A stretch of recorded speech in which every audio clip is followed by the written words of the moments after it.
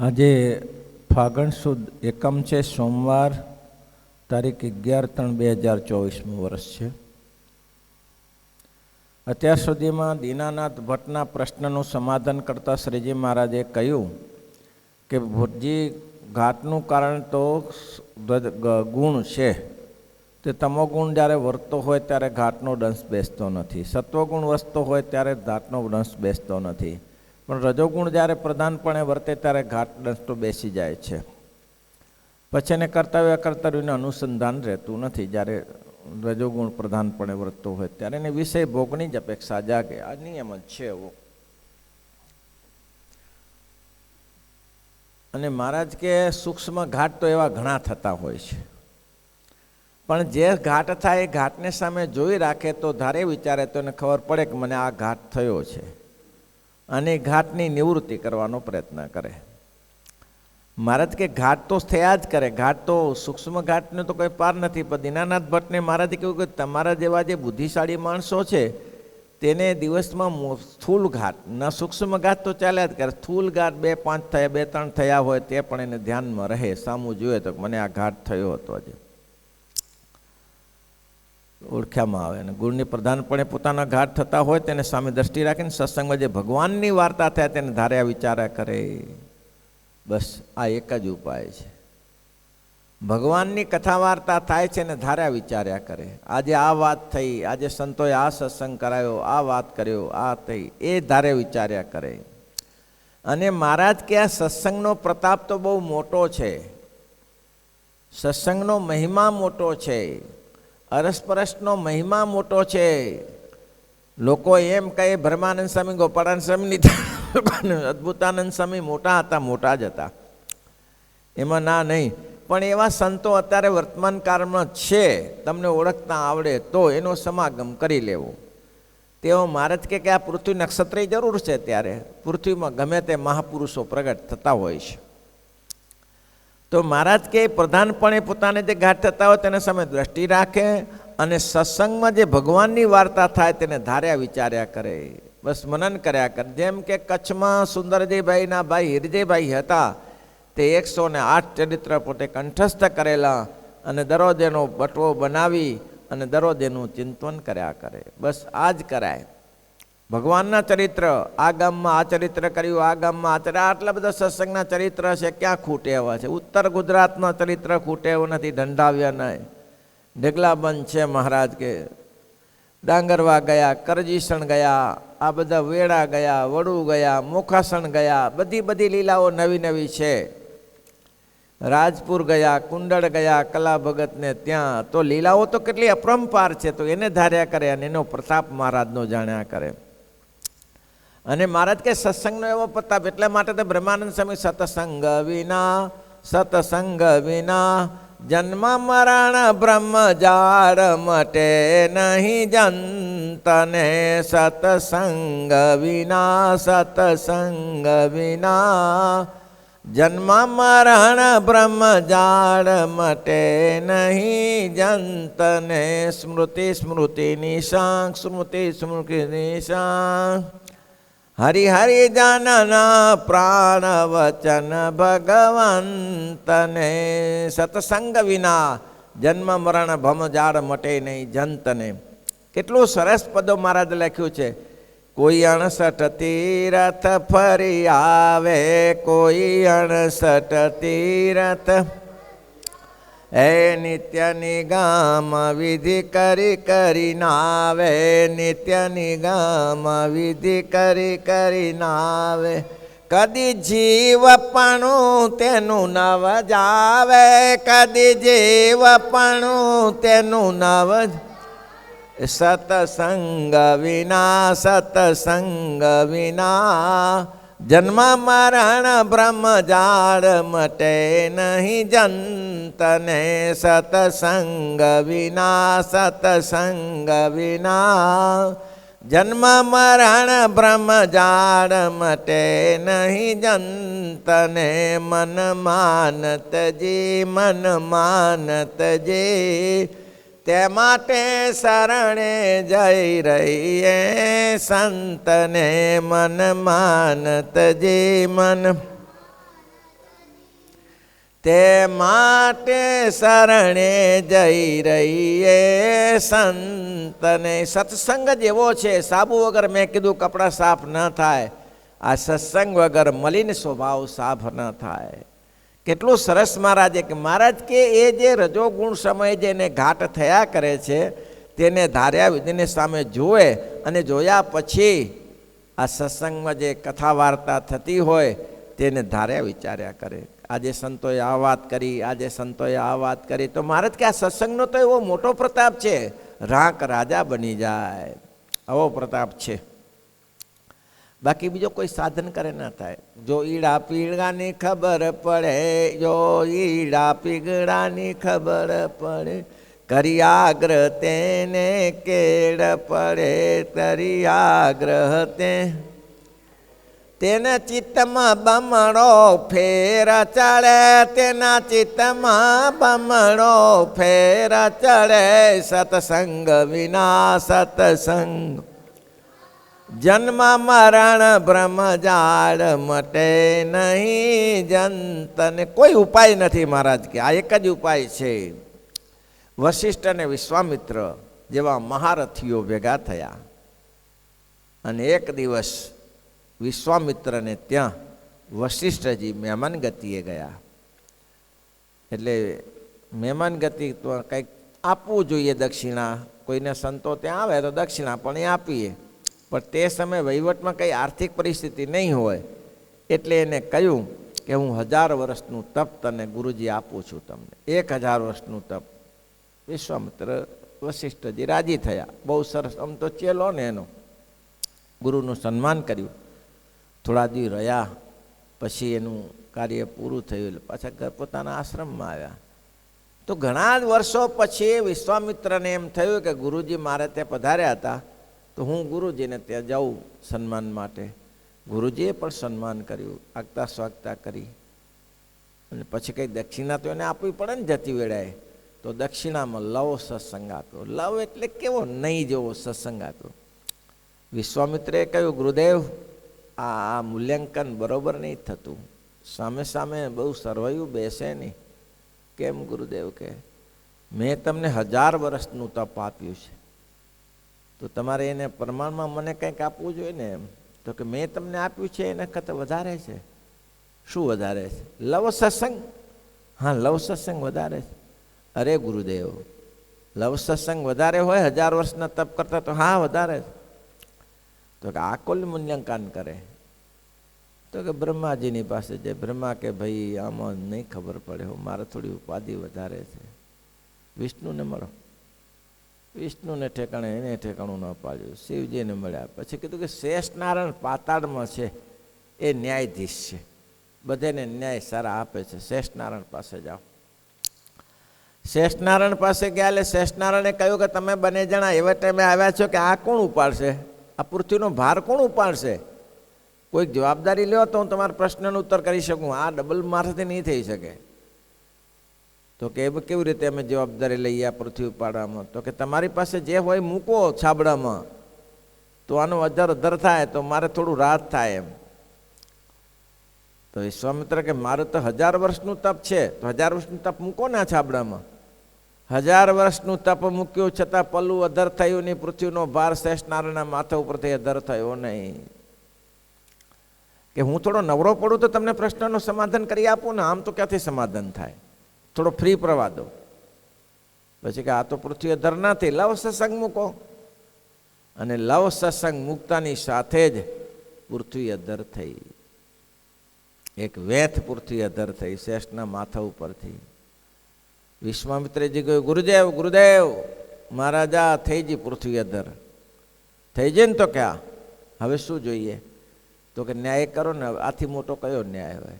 1000 વર્ષનું તપ મૂકવાથી પૃથ્વી અધર ન થઈ, એ લવ સત્સંગ મૂકવાથી પૃથ્વી અધર થઈ હોય તો તમારે સમજી લેવું જોઈએ કે 1000 વર્ષનું તપ વધારે છે કે લવ સત્સંગ વધારે છે.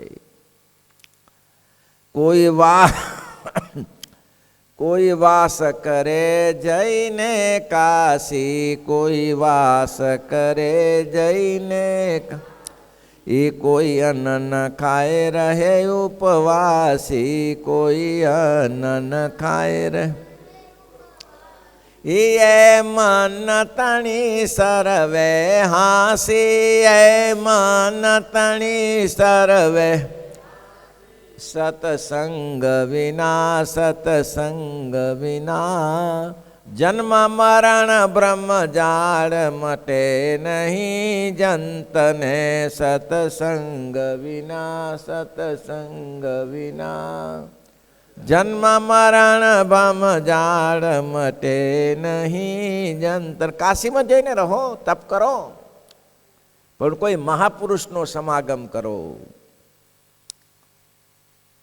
કબીર સાહેબ લખે છે, કોઈ સાધુ કે શરણે લિપટ લેના, કોઈ સંત કે ચરણ में लिपट रहना, कुछ लेना न देना मगन रहना, कुछ लेना न देना मंगन. ઘેરી નદીઓ નાવ પુરાની, ઘેરી નદીઓ નાવ પુરાની. ઘેરી નદી છે, પુરાની નાવ છે, કેટલા જન્મ ધરી ધરીને આવ્યો છે. ઘેરી નદિયા નાવ પુરાની, ઘેરી નદિયા. કોઈ કેવટિયા સે મિલે રહેના, કોઈ કેવટિયા સે મિલે રહેના, कुछ लेना न देना मगन रहना, कुछ लेना न दे. સભર સંત છે ભાઈ, સત્સંગ જેવો કોઈ મહિમા નથી. ધાર્યા વિચાર્યા કરો એવો પ્રતાપ છે. ગુણના ઘાત થતા હોય તો ઘાતની તે નિવૃત્તિ થઈ જાય, નિરુત્થાન થઈને અખંડ પરમેશ્વરનું ભજન ચિંતન થાય. ક્યારે થાય? સત્સંગથી. पंचतत्व का बनाया पिंजरा, पंचतत्व का बनाया पिंजरा, उसमें बोले मेरी नैना, उसमें बोले मेरी नैना, कुछ लेना न देना मगन, कुछ लेना न देना मगन रहना. कहत કબીરા સુનો ભાઈ સાધુ. કબીર સારું લખે, મહારાજે ના પાડી છે કબીરને અખાના કીર્તન ગાવા નહીં. અમુક કારણો હશે, મહારાજ બોલ્યા છે, સત્ય જ હોય, પણ કઈ અમુક અમુક પદો બહુ સરસ લખ્યા છે. કે છે कहत कबीरा सुनो भाई साधु, कहत कबीरा सुनो भाई साधु, कोई गुरु के चरण में निपट रहना, कोई गुरु के चरण में निपट रहना, कुछ लेना ना मगन रहना, कुछ लेना न देना. અને લગતું પદ હતું. રજોગુણાદિ ગુણની નિવૃત્તિ થાય નહીં, અને જો નિષ્કપટપણે કરીને સત્સંગ કરે, બસ સત્સંગ કરો, સત્સંગ કરો. કોઈ વાસ કરે જઈને કાશી, કોઈ અન્ન ન ખાય રહે ઉપવાસ. આ છે મન તણી બધી હાંસી. આ કાંઈ ઉપવાસ કરી કરીને મરી જશો, કાંઈ નહીં વરે. એ તો મહારાજ કે અમે આજ્ઞા કરી છે એવા ઉપવાસ કરો. ઢોર લાંઘણ જેવું થાય ભાઈ. બળદ ગાય ભેંસને બાંધી રાખી હોય તો શું ખાય? ગાય ભેંસને બાંધી રાખી અને ખાવાની ઈચ્છા તો છે, પણ બાંધી રાખી છે, શું ખાય? છૂટા મૂકો પછી ખબર પડે ખેતરોના ખેતર ભેલી જાય કે નહીં. તે માણસે પોતાને જાતે બાંધાઈ ગયો કે આજે નહીં ખવાય, આજે ઉપવાસ. તો ઉપવાસ કરે, પછી વિચાર કર્યા કરે કાલે પારણા થશે તારક. તો મહારાજ કે કર્યું તો ના કર્યા બરાબર જેવું છે. દ્રઢ નિશ્ચય કરીને કરવું, જે કરવું તે. એટલે મારા નિષ્પટ પર નિષ્કપટ કરે પણ સત્સંગ કરવો, અને તો મહારાજ કે એનું કામ થઈ જાય. પરમેશ્વરની વાર્તા ધારે વિચારે તો મલિન ઘાટનો નાશ થાય. એક પછી એક મહારાજના ચરિત્ર, કેટલા અપાર ચરિત્ર છે. રાજપુરમાં શ્રીજી મહારાજ ગયા અને પેલા પટેલને કહ્યું કે ચમત્કાર તો તમારા ગુરુ દેખાડશે. મુખીને કહ્યું, મુખીને ભાગવું પડ્યું, એની છોકરી ઉઠાવીને ભાગી ગયો. બોલો, વરસાદ કરો. મહારાજ કે વરસાદ અમારાથી નહીં થાય. કલા ભગતને કુંડાળામાં મહારાજે વાત કરી, લોખંડનો ઘોડો ઉપડાયો, વિચારો નહીં ચરિત્ર મહારાજના, એ કંઈ કાલ્પિત વાતો તો નહીં લખ્યું હોય ને બધી. ડાંગરવાના જતનભાઈએ મહારાજને રેલમછેલ કરી દું દૂધથી, એ વિચારો. કરજીસણમાં જે 9 કોષીયો કૂવો હતો, 9 કોષ ચાલતા હતા, એમાં મહારાજે કહ્યું કે આ કોષમાં પાણી, કૂવામાં પાણી ખૂટે છે? તો કે ના, બસ તો આ કૂવામાં પાણી ખૂટશે ને ત્યારે તમારા સત્સંગમાં વાદ વિવાદ થશે, ત્યાં સુધી નહીં થાય. કૂવામાં જ્યાં સુધી પાણી નહીં ખૂટે ત્યાં સુધી સત્સંગમાં એકતા હશે તો આવું એકતા રહેશે. આ બધા ચરિત્ર છે મહારાજના, અદ્ભુત ચરિત્ર છે, મનન કરો નીતિ. આ ઓળા જતનભાઈએ મહારાજને પોખ્યા, અને પછી મહારાજ ઘરમાં મરણ હતું પોતાના કુટુંબમાં, તોય મહારાજને દાળ ભાત શાક રસો લાડુ બનાવીને જમાડ્યા. મહારાજ કે આ શું કર્યું? મારે શું થયું?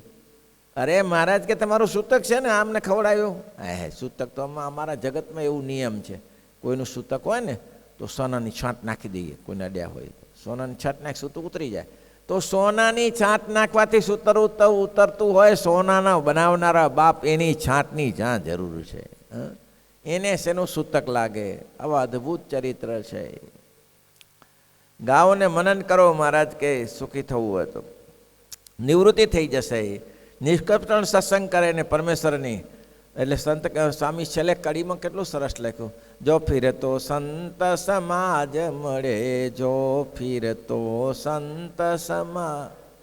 બોલો બોલો, બોલવા જેવી કડી બ્રહ્માનંદ સ્વામીની. કોઈ ફિરે તો સંત સમાજ મળે, કોઈ ફિરે તો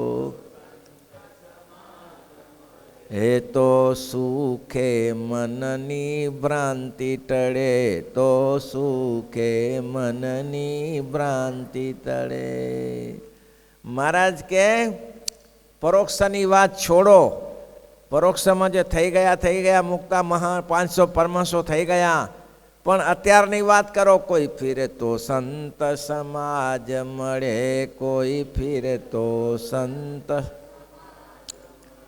તો સુખે મનની ભ્રાંતિ ટળે, તો સુખે મનની ભ્રાંતિ ટળે. બ્રહ્મા મુનિ કહે સંત માઈ ભળે, બ્રહ્માનંદ કહે સંત માઈ ભળે, સત્સંગ વિના સત્સંગ, જન્મ મરણ બ્રહ્મ જાળ મટે નહીં જંતને. કેટલા સરસ પદો છે નહીં? કંઠસ્થ કરો, કંઠસ્થ શીખી રાખો ભાઈ. 50 કીર્તન તો આવડતા હોવા જોઈએ. પુરુષાર્થ કરો, એક કીર્તન ના આવડે ચાલો ચાલે. ત્યારે કીર્તનની હાર કરી રાખવાની, જ્યારે જ્યારે થાય ત્યારે કીર્તન સંભાળવાનું. કે મહારાજ આ કીર્તનમાં આ કહ્યું, મહારાજના ચરિત્ર જ છે. જે મહારાજના કીર્તન છે એ ચરિત્ર જ છે, ચરિત્રના જ કીર્તન છે. માણકીએ ચડે આખો ઇતિહાસ મહારાજો કહી દીધો છે. તો વિચારોને મનન કરો, કરવા જેવું એ છે. આખો દિવસ કૂટાઈએ, નવરા પડ્યા રહીએ, કંઈ કામ ન હોય, મનન કર્યા વગરના બેસી રહીએ, તો નક્કી કરી નાખવાનું કે વેતનામર જોઈ લેવું છે, કીર્તન જોઈ લેવું છે, આટલા કીર્તન તૈયાર કરવા છે, આટલા વેતનામર તૈયાર કરવા છે. ક્યારેક કામ લાગી જાય, બેઠા હોય હરિભક્તો બેઠા હોય ત્યારે એ જરૂરી છે. મહારાજ કે આ છે સંત વિના સાચી કોણ કહે, સારા સુખની વાત, સારા સુખની વાત. સંત વિના સાચી કોણ કહે, સારા સુખની વાત.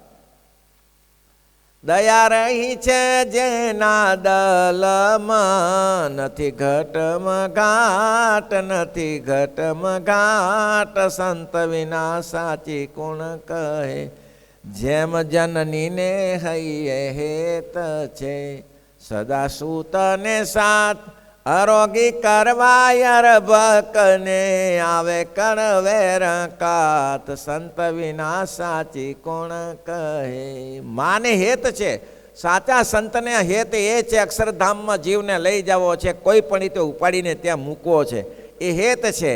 એટલે કડવા વચન કહીને નિષ્કુળાંશે કડવા વચન કહું છું રે, કઠણ કાકચ રૂપ દર્દીને ગોળી દઉં છું રે, સુખ થવા અનુપ.